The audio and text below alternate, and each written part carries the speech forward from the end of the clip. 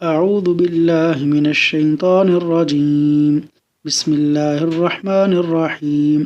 محتاجی و ذلت سے بچنے کا وظیفہ۔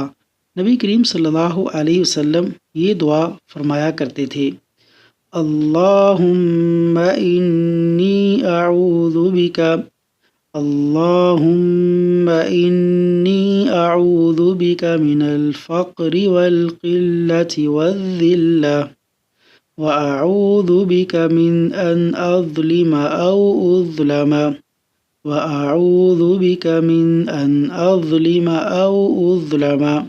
ترجمہ: اے اللہ، میں تیری پناہ چاہتا ہوں محتاجی سے، قلت سے اور ذلت سے، اور تیری پناہ چاہتا ہوں اس بات سے کہ میں ظلم کا ارتکاب کروں یا مجھ پر ظلم کیا جائے۔